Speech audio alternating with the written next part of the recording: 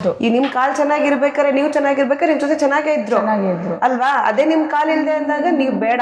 ಇಷ್ಟು ಎಷ್ಟೆಲ್ಲ ನೋವು ಕೊಟ್ಟಿದ್ರು, ಬಟ್ ಆಕ್ಸಿಡೆಂಟ್ ಆದಾಗ ಒಬ್ಬ ಮನುಷ್ಯನ್ಗೆ ಎತ್ ಮಾಡಕ್ ಬರ್ಲಿಲ್ಲ ಅಂತ. ಪ್ರೀತಿ ತೋರ್ಸಿದ ಗಂಡ, ಜೊತೆಲಿ ಇದ್ದಿದ್ ಗಂಡ, ಎಲ್ಲ ಕಷ್ಟ ಸುಖ ಹಂಚ್ಕೊಂಡಿದ್ ಗಂಡ, ಮಧ್ಯದಲ್ಲಿ ನನಗೇನೋ ಒಂದು ಸಣ್ಣದಾಗಿ ಏನೋ ಒಂದು ಏಟ್ ಆಯ್ತು ಅಂತ ಹೇಳಿ ನನ್ನ ಜೀವನಕ್ಕೆ ಏಟ್ ಮಾಡ್ಬಿಟ್ರಲ್ಲ. ಕಣ್ಣೆದ್ರಿಗೆ ನೋಡ್ಕೊಂಡು ನಿಂತಿದ್ದಾನೆ. ಯಾರೋ ತಗೊಂಡೋಗಿ ರೋಡ್ ಮಧ್ಯದಲ್ಲಿ ಇರೋಣ ರೋಡ್ ಪಕ್ಕದಲ್ಲಿ ಮಲಗಿಸ್ತಿದ್ದಾರೆ, ಬಾಯಿಗೆ ನೀರ್ ಬಿಡ್ತಿದ್ದಾರೆ. ಈ ಮನುಷ್ಯ ಬರ್ಲಿಲ್ವಲ್ಲ.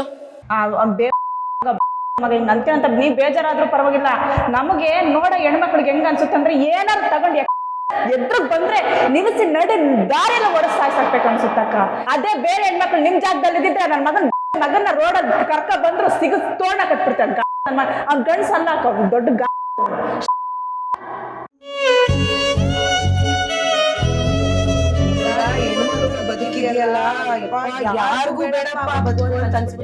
ಇಷ್ಟು ವರ್ಷ ಆಗಿದೆ ಆಕ್ಸಿಡೆಂಟ್ ಆಗಿ, ಒಂದೇ ಒಂದಿನ ಒಂದ್ ಗ್ಲಾಸ್ ನೀರ್ ಕೂಡ ಕೊಟ್ಟಿದ್ದಾರೆ.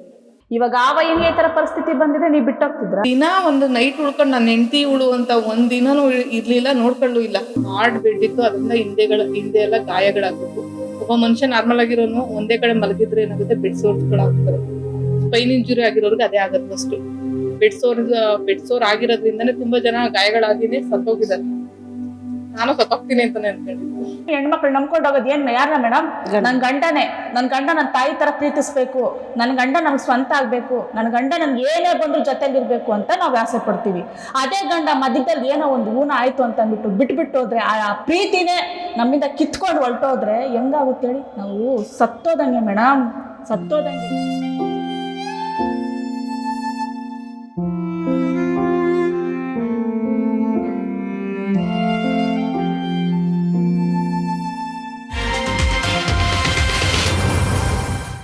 ನಮಸ್ಕಾರ ಸವಿತಾ ಅವರೇ, ನಮ್ಮ ಸ್ತ್ರೀ ನ್ಯೂಸ್ ವಾಹಿನಿಗೆ ನಿಮ್ಗೆ ಸ್ವಾಗತ. ಹೇಗಿದ್ದೀರಾ? ಚೆನ್ನಾಗಿದ್ದೀರಾ? ನಾನು ಚೆನ್ನಾಗಿದ್ದೀನಿ. ಅಂಡ್ ಗಂಗಾ ಅವರೇ, ನಿಮ್ಗೂ ಕೂಡ ಸ್ವಾಗತ. Thanks madam. ಹೆಂಗಿದ್ದೀರಾ ನೀವು? ಬೊಂಬಟ್ಟಾಗಿದ್ದೀರಾ? ಎಸ್. ಸವಿತಾ ಅವರೇ, ಸ್ವತಂತ್ರವಾಗಿ ನೀವೇ ಒಂದು ಬದುಕನ್ನ ಕಟ್ಕೊಂಡಿದ್ದೀರಾ. ಈ ಸ್ವತಂತ್ರ ನಿಮ್ಗೆ ಸವಿಯಾಗಿದ್ಯಾ, ಕಹಿಯಾಗಿದ್ಯಾ? ನನ್ನ ಪ್ರಕಾರ ಅದು ಸರಿಯಾಗೇ ಇದೆ. ನನ್ನ ಹೆಸರು ತಕ್ಕನಾಗಿರೋ ಲೈಫ್ ನಾನು ಇವಾಗ ಲೀಡ್ ಮಾಡ್ತಾ ಇದ್ದೀನಿ ಅನ್ಸುತ್ತೆ. ಯಾಕಂದ್ರೆ ಅವಾಗೆಲ್ಲ ಇಂಡಿಪೆಂಡೆಂಟ್ ಆಗಿ ಬದುಕಕ್ಕೆ ಆಗ್ತಾ ಇರ್ಲಿಲ್ಲ. ಇವಾಗ ಕಾಲ್ ಇಲ್ವಲ್ಲ ಇಂಡಿಪೆಂಡೆಂಟ್ ಆಗಿ ಇರು ಅಂತ ಹೇಳಿ ಎಲ್ಲರೂ ಬಿಟ್ಟಿದ್ದಾರೆ. ಸೊ ಪರವಾಗಿಲ್ಲ ಅಂತ ಲೈಫ್ ನ ನಡ್ಸ್ಕೊಂಡು ಹೋಗ್ತಾ ಇದ್ದೀನಿ. ನಿಮಗ್ ಕಾಲಿದ್ದಾಗ ಜನ ಹೇಗ್ ನಿಮ್ ಜೊತೆ ಇದ್ರು?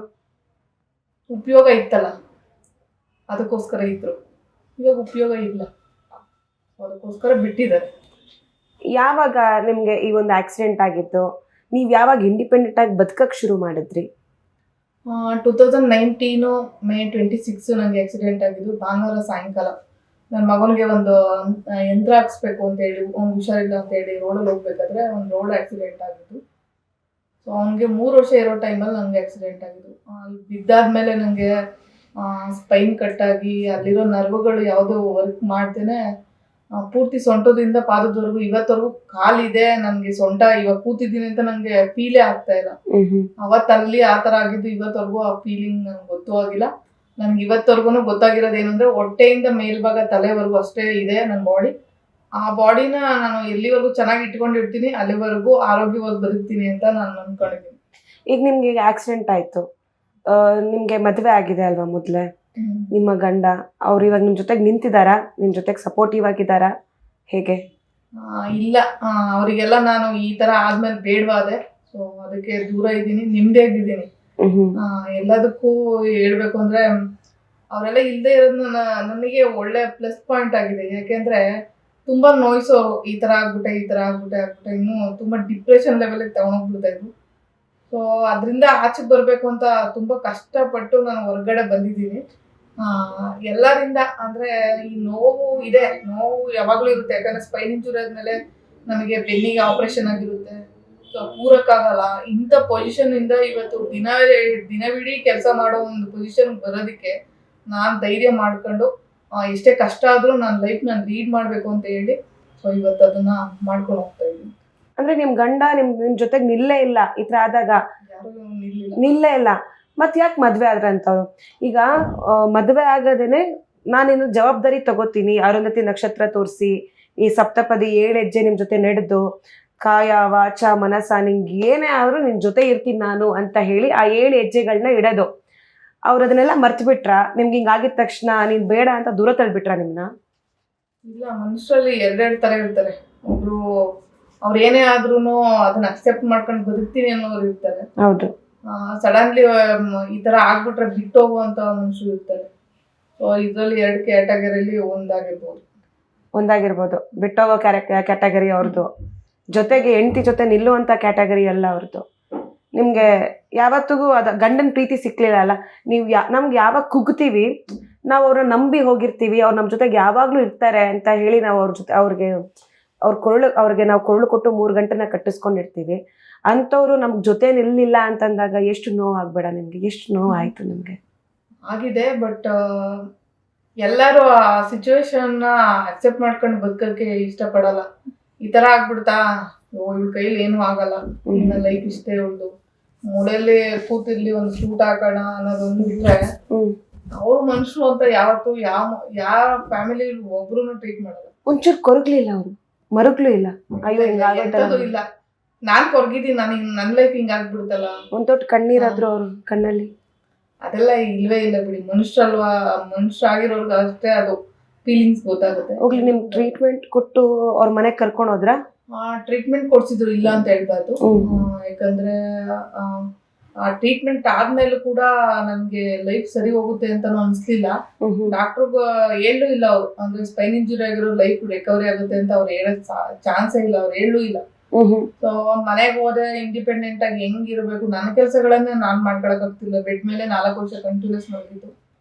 ಅವ್ರವ್ರ ಕೈಲೆಲ್ಲ ಮಾಡಿಸಿದ್ರು, ಇಲ್ಲ ಅಂತ ಹೇಳ್ಬಾರ್ದು, ಮಾಡಿಸಿದ್ರು. ಬಟ್ ಪ್ರಾಣಿ ತರ ಟ್ರೀಟ್ ಮಾಡಿದ್ರು, ಅದೊಂದು.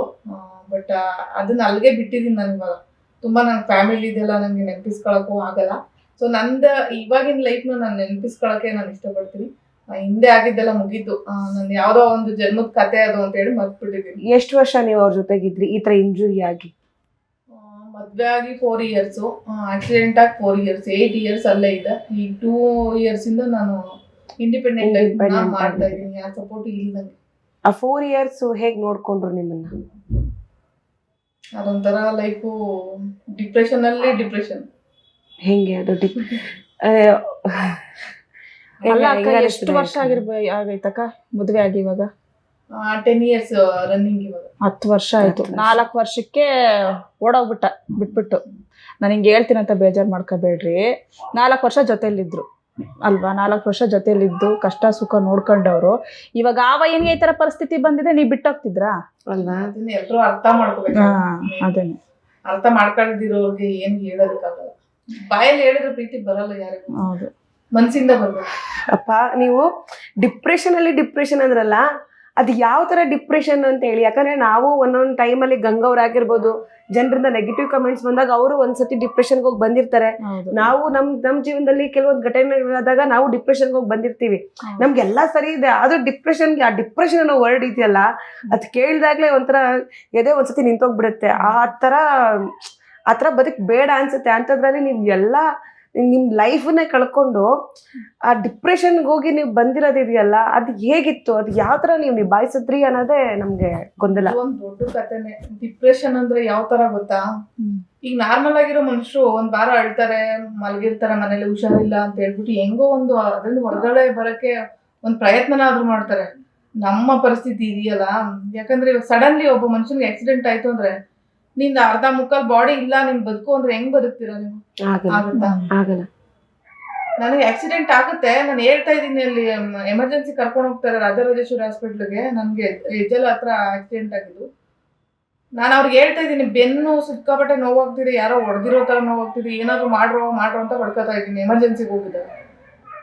ಸಡನ್ಲಿ ಅವರೆಲ್ಲ ಬರೀ ರಿಜಿಸ್ಟರ್ ಮಾಡ್ಕೊಳ್ಳೋದು, ಪೇಷಂಟ್ ಇದೆಲ್ಲ ಬರ್ಕೊಳ್ಳೋದು. ನನಗೆ ಆಗ್ತಾ ಇಲ್ಲ ನೋವು ತಡ್ಕೊಳ್ಳೋದಿಕ್ಕೆ. ಅದು ಡಿಪ್ರೆಷನ್ ಅಂದ್ರೆ ಹೋಗ್ತಾರೆ, ಅವಾಗ ಗೊತ್ತಾಗುತ್ತೆ ನಿಮ್ಗೆ.